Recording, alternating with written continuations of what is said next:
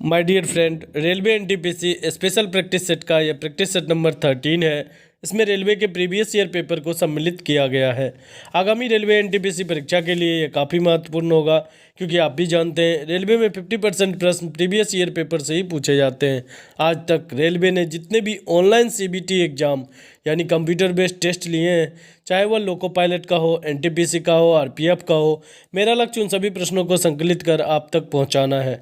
GK GS के प्रश्न वैसे भी हर लेवल में सेम ही होते हैं, तो आपसे मेरा अनुरोध है, अगर आप चैनल पे नए हैं या अभी तक आपने चैनल को सब्सक्राइब नहीं किया है तो कृपया चैनल को सब्सक्राइब कर लें। मेरे साथ वीडियो के लास्ट तक बने रहिए। इस वीडियो में मैं साथ साथ आपको आंसर भी दिखाता चलूँगा, और ये आरपीएफ में पूछे गए सारे प्रश्न हैं, इनकी पूरी जानकारी मैं आपको देता चलूँगा।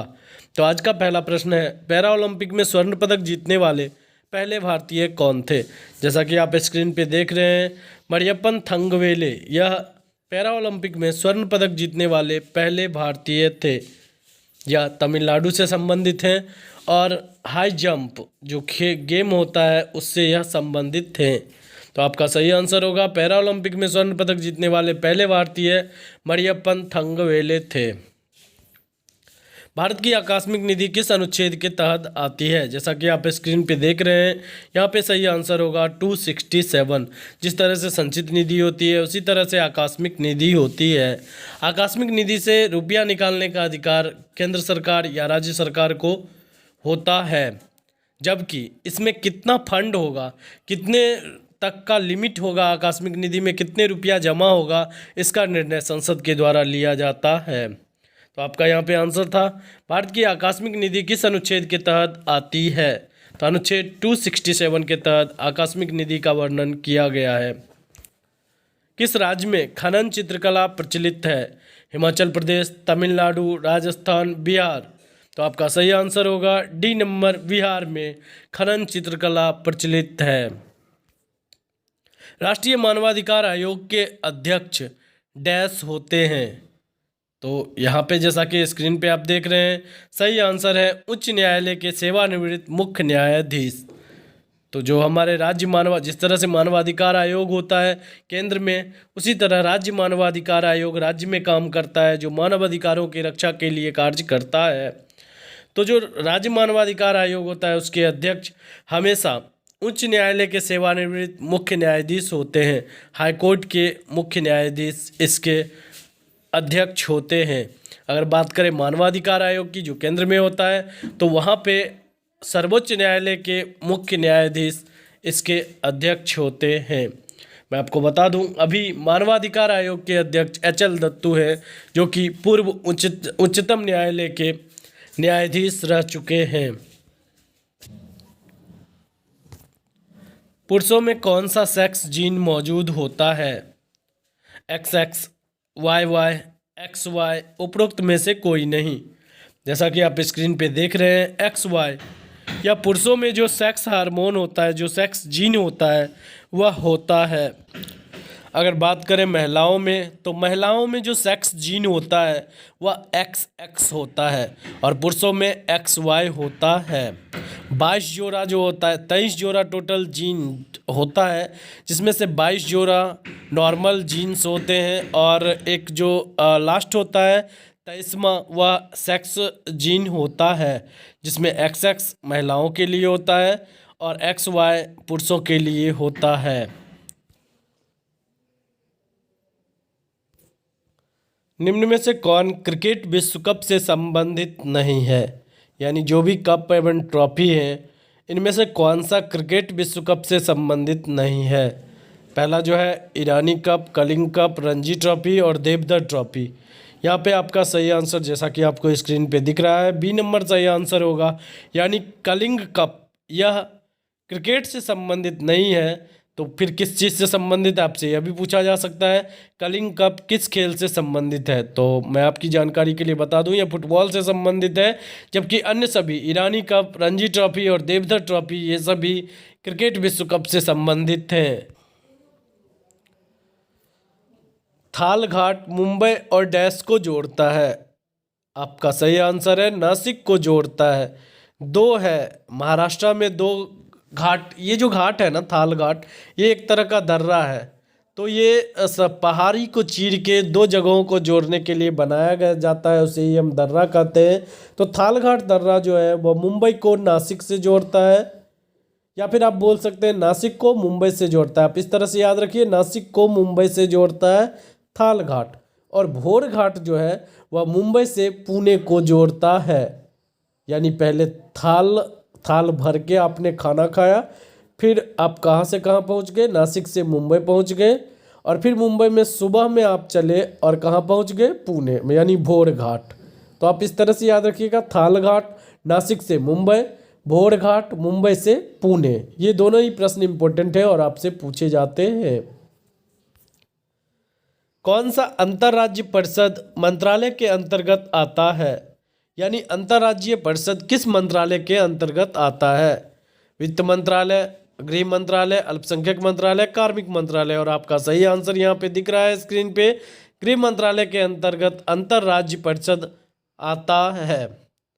और इसकी स्थापना 1990 में की गई थी, अंतर्राज्यीय परिषद की स्थापना। इसके जो अध्यक्ष होते हैं वह प्रधानमंत्री होते हैं। नाट्य शास्त्र के लेखक कौन हैं? रामस्वरूप, नंद, सारंगदेव, भरत मुनि। नाट्य शास्त्र के लेखक कौन हैं? और आपका आंसर स्क्रीन पे दिख रहा है, भरत मुनि या नाट्य शास्त्र के लेखक हैं। जो ओल्ड बुक्स है उसके भी, डिस्कवरी ऑफ इंडिया पुस्तक के लेखक कौन है? इस तरह से जैसे आपसे पूछा जाता है वात्स्यायन की कौन सी पुस्तक फेमस है, कामासूत्रा है। इसके बाद आपसे अन्य बहुत सारे प्रश्न हैं जो पुराने बुक से, पंचतंत्र की रचना किसने की, विष्णु शर्मा ने किया। इस तरह के प्रश्न जो पूछे जाते हैं वो आप ज़रूर देख के जाइए, क्योंकि रेलवे में ऐसे प्रश्न देखने को मिले हैं। आप मुझे कमेंट सेक्शन में कमेंट करके बस बताइए कि कादम्बनी यह किनकी रचना है? कादम्बनी किनकी रचना है? निम्नलिखित में से कौन सा तारा आपके सबसे करीब है? यानी पृथ्वी के सबसे करीब का तारा कौन सा है? अपस्ती, व्याध, स्वाति, प्रॉक्सिमा सेंचुरी। आपको बताना है आपके नज़दीक का सबसे तारा कौन सा है। जैसा कि आप स्क्रीन पे देख रहे हैं, प्रॉक्सिमा सेंचुरी, यह तारा आपके सबसे करीब का तारा है। और मैं आपको बता दूं 4.243 यानी 4.24 प्रकाश वर्ष की दूरी पर यह स्थित है। और आप अप्रॉक्सीमेट बोल सकते हैं कि 4 प्रकाश वर्ष की दूरी पर हमारे पृथ्वी के सबसे नज़दीक का तारा प्रॉक्सिमा सेंचुरी है। हैंडबॉल खेल के क्षेत्र को क्या कहते हैं? जहाँ पे हैंडबॉल खेला जाता है उस एरिया को हम क्या कहते हैं? तो आपका सही आंसर स्क्रीन पे दिख रहा है, कोर्ट कहा जाता है। कोर्ट कहा जाता है। हैंडबॉल में टोटल जो होते हैं, एक पक्ष में 12 खिलाड़ी होते हैं, जिनमें से 5 रेस्ट में रहते हैं, यानी 5 वेटिंग में रहते हैं, और 7 जो खिलाड़ी होते हैं वह फील्ड में होते हैं, यानी कोर्ट में होते हैं। और उन 7 में से एक गोलकीपर होता है और 6 अन्य खिलाड़ी होते हैं। तो आप ये याद रखिएगा, हैंडबॉल से अक्सर पूछा जाता है कितने खिलाड़ी फील्ड में खेलते हैं, तो आप आंसर दीजिएगा, एक बार में 7 खिलाड़ी फील्ड में खेलते हैं।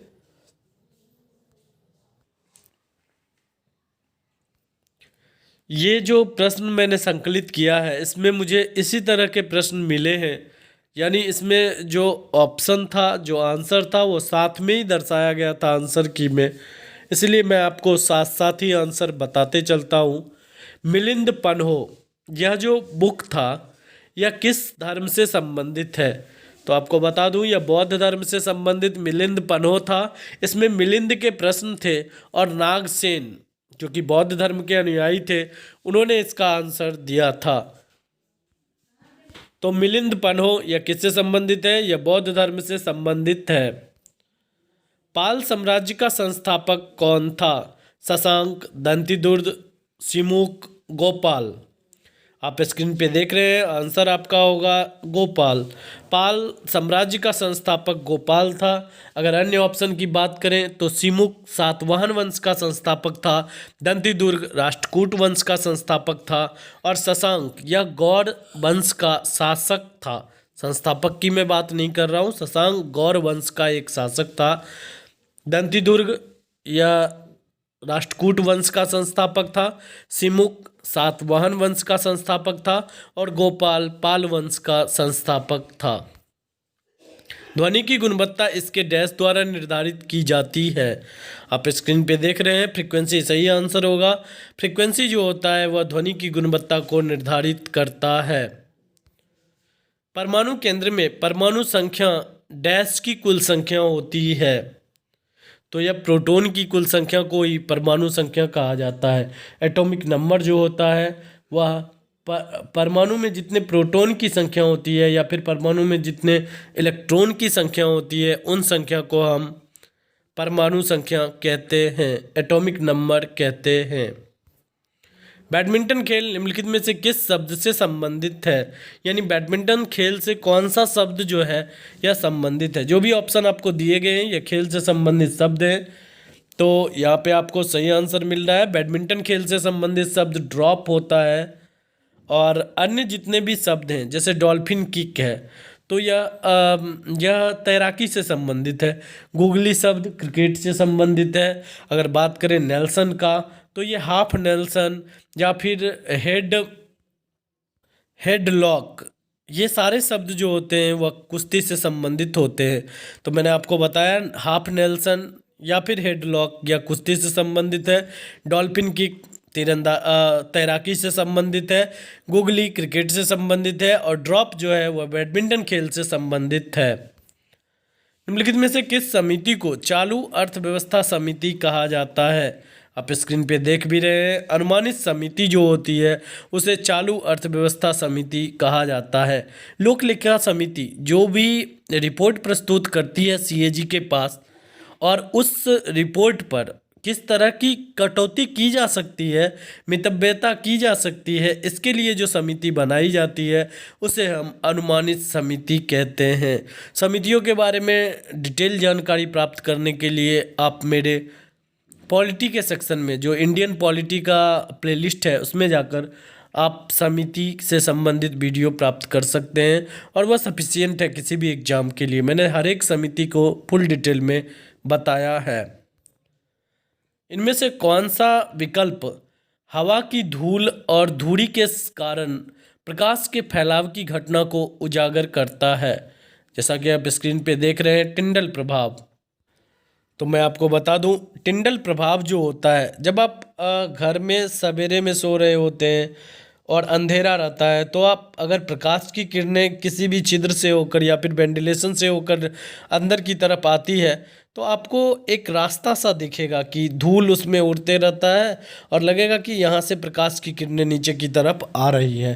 तो वह जो प्रभाव होता है जिसमें धूल कण आपको उड़ते हुए दिखाई देता है, एक रास्ता दिखता है प्रकाश का, तो इस प्रभाव को ही हम टिंडल प्रभाव कहते हैं। खजुराहो में कंदरिया महादेव मंदिर भगवान डैश को समर्पित है। खजुराहो में जो भी मंदिर है मध्य प्रदेश में स्थित है और इसमें से सबसे फेमस जो था कंदरिया महादेव मंदिर यह भगवान शंकर को समर्पित है। मैं आपको इसका पिक्चर भी दिखाता हूँ। तो आप स्क्रीन पे देख रहे हैं यह जो है यह कंदरिया महादेव मंदिर का एक पिक्चर दिखाया गया है। देखिए किस तरह से इसमें जो नक्काशी किया गया है वो कितना खूबसूरत है और यह मंदिर जो है कंदरिया महादेव मंदिर है। तो यह खजुराहो में जो कंदरिया महादेव मंदिर जिसका पिक्चर आपने देखा यह भगवान शंकर को समर्पित है। एक मुद्रा की तुलना में मूल्य को डैश कहा जाता है। यानी किसी अन्य मुद्रा की तुलना में जब हम दूसरे मुद्रा का वैल्यू देखते हैं तो उसे हम क्या कहते हैं? विदेशी मुद्रा या फिर विदेशी मुद्रा विनिमय दर। विदेशी मुद्रा विनिमय दर अगर डॉलर की तुलना में बात करें तो कभी रुपया 60 पे रहता है, कभी 70 पे रहता है। यानी $1 की कीमत 60 या 70 रुपया के बराबर होता है। तो यह विदेशी मुद्रा विनिमय दर होता है। जो मजबूत मुद्रा होता है उसका वैल्यू ज़्यादा होता है और जो सस्ती मुद्रा होती है उसका वैल्यू कम होता है।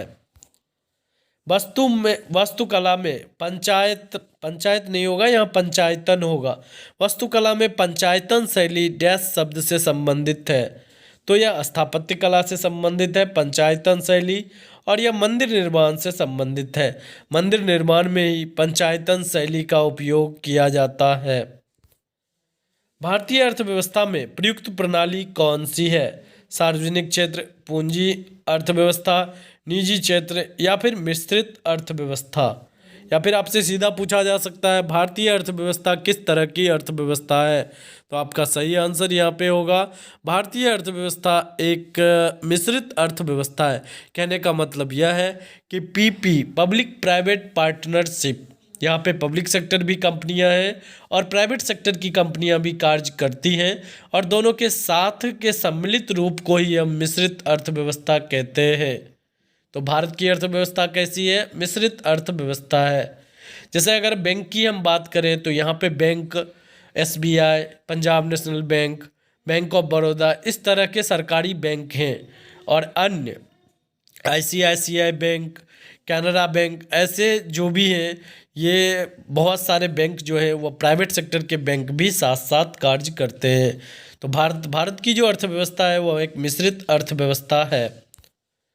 अर्थशास्त्र में वैकल्पिक कार्यक्रम का अर्थ क्या होता है? तो ये तो क्लियर ही आंसर है, एक लाइन का है। वैकल्पिक कार्यक्रम अगर अर्थशास्त्र में बात किया जाए तो वह एक दीर्घकालिक योजना को दर्शाता है। डैश को धार्मिक स्वतंत्रता दी गई है? केवल अल्पसंख्यकों को धार्मिक स्वतंत्रता दी गई है, केवल बहुमत वाले को? तो यहाँ पे जो आपका सही आंसर है वो सी नंबर सही आंसर है। सभी भारतीय नागरिकों को धार्मिक स्वतंत्रता दी गई है। महाबलीपुरम में प्रसिद्ध समुद्र तट का निर्माण किसने किया था?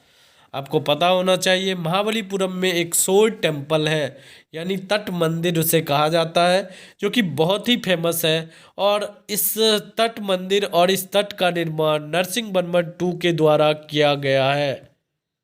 महाबलीपुरम को मम्मल्लापुरम भी कहा जाता है, मम्मल्लापुरम भी कहा जाता है। तो आपसे ये भी कभी कभी पूछा गया है कि महाबलीपुरम का प्राचीन नाम क्या है? मम्मल्लापुरम। और यहाँ पे जो सोल टेम्पल है या समुद्र तट है उसका निर्माण किसने करवाया था? नरसिंहवर्मन टू ने करवाया था। मौलिक अधिकारों में समानता का अधिकार क्या है? मतलब समानता का अधिकार अगर कहा गया है तो वो क्या है? तो आपका बी नंबर सही आंसर होगा। कानून के समक्ष सभी लोग क्या हैं? समान है। कानून के नज़र में सभी लोग समान हैं, इसे ही हम समानता का अधिकार कहते हैं। अगर अनुच्छेद की बात करें तो अनुच्छेद 14 से लेकर अनुच्छेद 18 तक समानता के अधिकार की बात की गई है। फिर 19 में जो है वह स्वतंत्रता के अधिकार की बात किया गया है। तो समानता मौलिक अधिकार जो है वह उसमें समानता के अधिकार कितना से कितना अनुच्छेद के बीच है? अनुच्छेद 14 से लेकर अनुच्छेद 18 के बीच में इसका वर्णन संविधान में किया गया है। भारत में किस नदी पर सबसे ऊंचा झरना पाया जाता है? सारावती नदी पर सबसे ऊंचा झरना पाया जाता है, और उस झरना का नाम है जोग या गरसोप्पा। यह जो झरना है वह भारत में सबसे ऊंचा झरना है। निम्नलिखित में से कौन सा शहर लोहे और इस्पात की दुनिया की राजधानी के रूप में जाना जाता है? पिट्सबर्ग। यह जगह जो है संयुक्त राज्य अमेरिका के पेंसिल्वेनिया राज्य का एक जगह का नाम है पिट्सबर्ग। आप याद रखिएगा, संयुक्त राज्य अमेरिका के पेंसिल्वेनिया राज्य का एक जगह का नाम है पिट्सबर्ग, जिसे लोहा और इस्पात की दुनिया की राजधानी के नाम से जाना जाता है। सत्यमेव जयते शब्द किस उपनिषद से लिया गया है? यह तो कितनी बार पूछा गया है पता नहीं, काफ़ी बार यह एग्जाम में पूछा गया है। सही आंसर होगा मुंडकोपनिषद से सत्यमेव जयते शब्द लिया गया है। कभी कभी आपसे यह भी पूछा जाता है सत्यमेव जयते का अर्थ क्या है? सत्य की ही जय होती है। निम्नलिखित में से कौन सा दुनिया का सबसे बड़ा झरना है? योसेमाइट फॉल्स, नूह का झरना, भूरा झरना या फिर एंजल फॉल्स? तो आपका सही आंसर है एंजल फॉल्स दुनिया का सबसे बड़ा झरना है। निम्नलिखित में से किस लोकप्रिय सुल्तान ने अलाई दरवाज़ा का निर्माण करवाया था? और अलाई दरवाज़ा का निर्माण अलाउद्दीन खिलजी ने करवाया था। तो आपका सही आंसर होगा बी नंबर। दक्षिण भारतीय मंदिरों के प्रवेश द्वार को डैश कहा जाता है? तो दक्षिण भारतीय मंदिरों के प्रवेश द्वार को गोपुर के नाम से जाना जाता है। मैं आपको बता दूं, दक्षिण भारत में जो मूर्तिकला की शैली, मंदिर निर्माण की जो शैली है, उसे हम नागर शैली कहते हैं। और अगर उत्तर भारत की बात करें, उत्तर भारत में मंदिर निर्माण की जो शैली है उसे हम यहाँ पे जो होगा दक्षिण भारत की जो मंदिर निर्माण की शैली है उसे द्रविड़ शैली कहते हैं, और जो उत्तर भारत का है उसे हम नागर शैली कहते हैं। तो यहाँ पे पूछा गया है दक्षिण भारतीय मंदिरों के प्रवेश द्वार को क्या कहा जाता है? तो दक्षिण भारतीय मंदिरों के प्रवेश द्वार को गोपुर के नाम से जाना जाता है। निम्नलिखित में से कौन सा एक लकड़ी की लुगदी पर रासायनिक प्रतिक्रियाओं द्वारा बनाया गया फाइबर है? यानी जो मतलब नेचुरल रूप से लकड़ी की लुगदी पर जो बनाया गया फाइबर है वो कौन सा है? तो रेयॉन आपका सही आंसर होगा।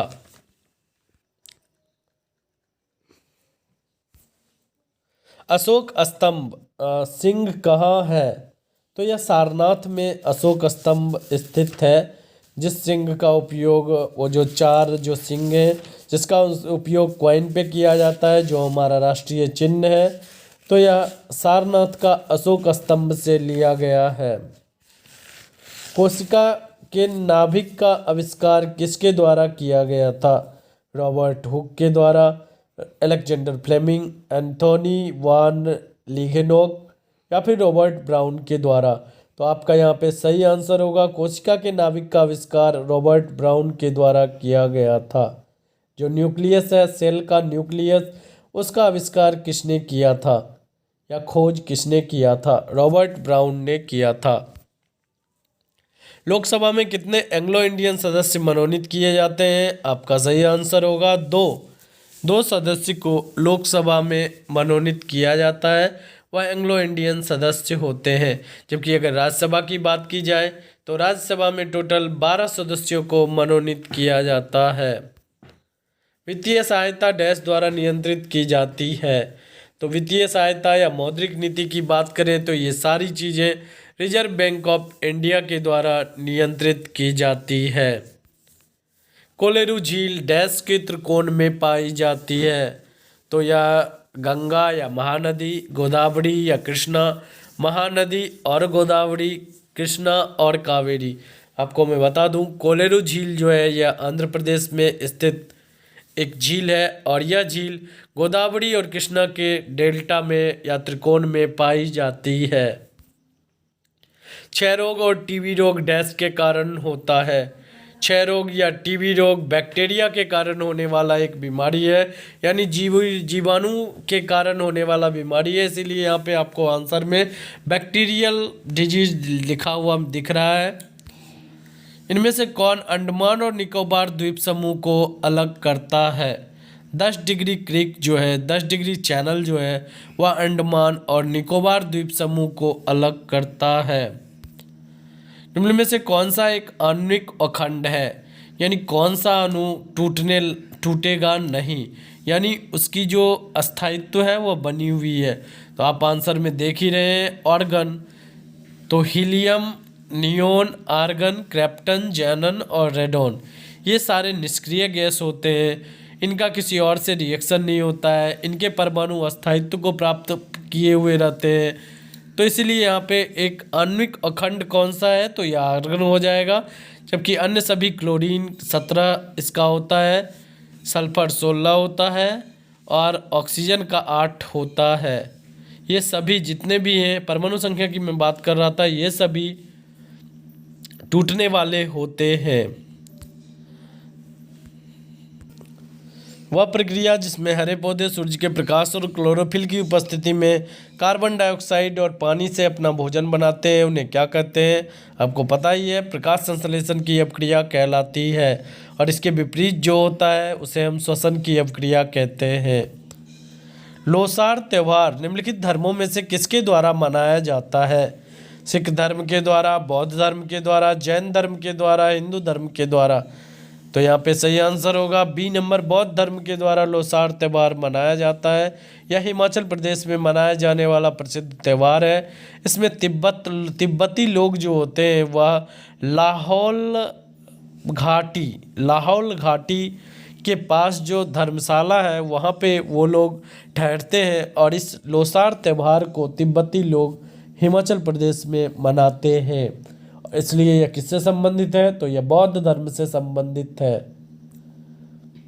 सीए भवानी देवी किस खेल से जुड़ी हुई हैं? यह तलवारबाजी से जुड़ी हुई हैं और इनका अगर होम टाउन जाना जाए तो वह केरल की है। सीए भवानी देवी यह केरल से है और तलवारबाजी से जुड़ी हुई है। भारत के राष्ट्रपति द्वारा चुना जाता है, यानी भारत का राष्ट्रपति किसके द्वारा चुना जाता है? निर्वाचन मंडल द्वारा और प्रत्यक्ष चुनाव के द्वारा भारत का राष्ट्रपति चुना जाता है। राष्ट्रपति के लिए मैंने एक अलग से वीडियो भी बनाया है जिसमें मैंने फुल डिटेल में राष्ट्रपति के निर्वाचन की प्रक्रिया को समझाया है, राष्ट्रपति पर महाभियोग के प्रक्रिया को समझाया है। राष्ट्रपति का जो निर्वाचन का प्रक्रिया होता है उसे एकल संक्रमणीय मत प्रणाली कहते हैं और मैंने अपने वीडियो में इसे फुल डिटेल में बताया है। तो आप मेरे इंडियन पॉलिटी के प्लेलिस्ट में जाकर इस वीडियो को देख सकते हैं। पेंच राष्ट्रीय उद्यान डैश में स्थित है? तो पेंच राष्ट्रीय उद्यान जो है यह मध्य प्रदेश में स्थित है। मल्टी कमोडिटी एक्सचेंज MCX का मुख्यालय कहाँ स्थित है? जैसा कि आप स्क्रीन पे देख रहे हैं, मुंबई में मल्टी कमोडिटी एक्सचेंज का मुख्यालय है। इसमें दो तरह के एक्सचेंज होते हैं, एक म्यूचुअल फंड का होता है, तो म्यूचुअल फंड एक्सचेंज को भी मल्टी कमोडिटी एक्सचेंज के नाम से जाना जाता है। इसमें गोल्ड का ट्रेड किया जाता है। तो इसका हेडक्वार्टर कहाँ पे है? मुंबई में है। शिलालेखों के अध्ययन को क्या कहा जाता है? आपका सही आंसर डी नंबर, जैसा कि स्क्रीन पे दिख रहा है, एपिग्राफी। शिलालेखों के अध्ययन को एपिग्राफी के नाम से जाना जाता है। पर्थ स्टेडियम निम्नलिखित में से किस देश में स्थित है? पर्थ स्टेडियम यह ऑस्ट्रेलिया में स्थित है। पर्थ स्टेडियम कहाँ पे स्थित है? ऑस्ट्रेलिया में स्थित है। संविधान के अनुच्छेद 370 के तहत कौन सा राज्य आता है? अभी हाल ही में मोदी सरकार ने धारा 370 को हटाया था जिसमें जम्मू कश्मीर को विशेष राज्य का दर्जा दिया गया था। निम्नलिखित में से कौन सा भारतीय संसद के दोनों सदनों की संयुक्त बैठक की अध्यक्षता कर सकता है? यहाँ पे दो प्रश्न बनते हैं। पहला कि भारतीय संसद के दोनों सदन राज्यसभा और लोकसभा की संयुक्त बैठक को बुलाता कौन है? तो राज्यसभा और लोकसभा की संयुक्त बैठक को बुलाने का काम राष्ट्रपति का होता है, यानी राष्ट्रपति आह्वान करता है दोनों ही सदन को एक साथ बैठने के लिए। और उसकी अध्यक्षता कौन करता है? तो दोनों की अध्यक्षता जो करता है वो लोकसभा अध्यक्ष करता है। वल्लभी विश्वविद्यालय कहाँ स्थित है? जैसा कि आप स्क्रीन पे देख रहे हैं, यह गुजरात का एक प्रसिद्ध विश्वविद्यालय है, वल्लभी विश्वविद्यालय। Open ended and close ended scheme dash में उपयोग की जाने वाली शर्तें हैं। म्यूचुअल फंड में यह ओपन एंडेड स्कीम होता है और क्लोज एंडेड स्कीम होता है। म्यूचुअल फंड से रिलेटेड यह शब्द होता है। भारत के संघीय न्यायालय की स्थापना किस वर्ष में की गई थी? 1937 ईस्वी में। बाद में इसी संघीय न्यायालय को सुप्रीम कोर्ट ऑफ इंडिया यानी उच्चतम न्यायालय की संज्ञा दी गई 1950 ईस्वी में। और यह जो 1937 में संघीय न्यायालय की स्थापना की गई थी, यह भारत सरकार अधिनियम 1935 के तहत इसकी स्थापना 1937 ईस्वी में किया गया था। निम्नलिखित में से कौन सा हिमाचल प्रदेश का लोकप्रिय लोक नृत्य है? चैंपियन, अलकैप, माता। तो यहाँ पे जो आपका सही आंसर होगा वो चरबा। यह हिमाचल प्रदेश का एक लोकप्रिय लोक नृत्य है। देखिए ये क्वेश्चन फिर से रिपीट हो सकते हैं क्योंकि ये सब ऐसे क्वेश्चन है जो बहुत ही इम्पोर्टेंट है। तो आपसे ऐसे भी पूछा जा सकता है, चरबा किस राज्य का लोकप्रिय लोक नृत्य है? तो आपका सही आंसर होगा हिमाचल प्रदेश। आज भर के लिए इतना ही। मिलते हैं अगले प्रैक्टिस सेट नंबर 14 के साथ कल। मैं आपको फिर से बताना चाहूँ, अगर आप चैनल पे नए हैं या अभी तक आपने चैनल को सब्सक्राइब नहीं किया है तो कृपया चैनल को सब्सक्राइब कर लें, नोटिफिकेशन बेल को दबा लें, वीडियो को ज़्यादा से ज़्यादा अपने दोस्तों में शेयर करें। तो मिलते हैं कल प्रैक्टिस सेट 14 के साथ।